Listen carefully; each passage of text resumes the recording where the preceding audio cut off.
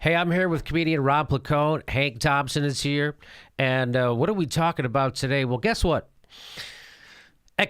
Ex-British ambassador, who is now a WikiLeaks operative, claims Russia did not provide Clinton emails. They were handed over to him at a D.C. park by an intermediary for disgusted Democratic whistleblowers. This is from the Daily Mail today.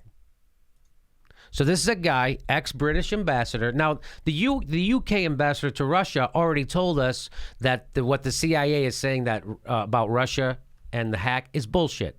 There's a UK ambassador to Russia, the former UK ambassador, already telling us that stuff is bullshit. Don't believe the CIA. So Craig Murray, former British ambassador to Uzbekistan, an associate of Julian Assange, told the DailyMail.com he flew to Washington, D.C. for emails.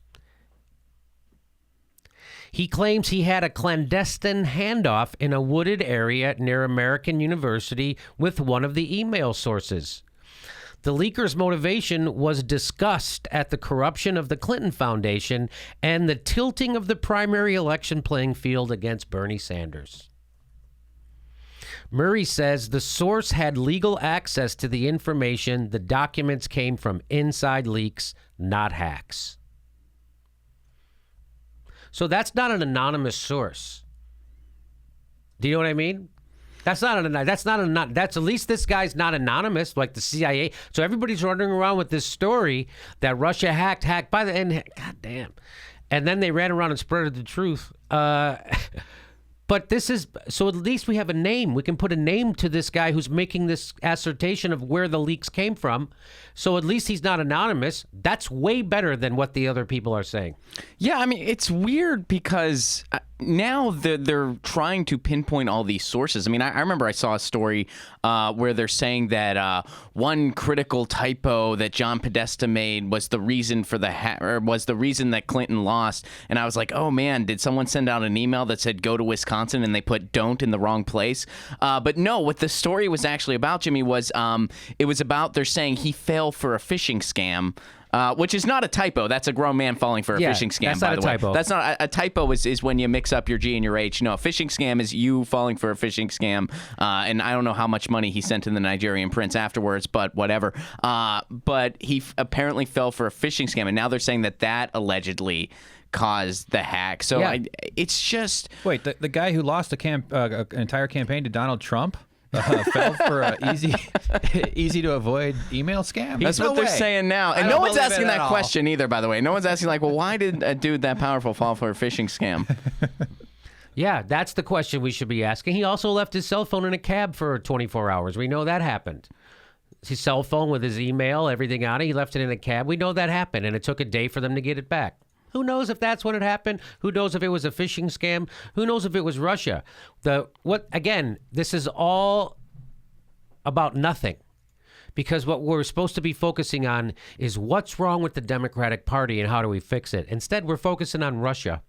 Well, and that's why they ran with Russia in the first place, even on the campaign trail. Yes. It served as an ideal red herring. And we were saying during the campaign, wrong approach. Wrong approach. That's what the right does. Don't do that. But lo and behold, Democrats for full-fledged red baiters. Let's see what else I have here for this. He says regardless of whether the Russians hacked into the DNC, the documents WikiLeaks published did not come from that. So it seems like he even leaves the door open that Russia did hack in. But he says even if they did, the documents that WikiLeaks released didn't come from Russia.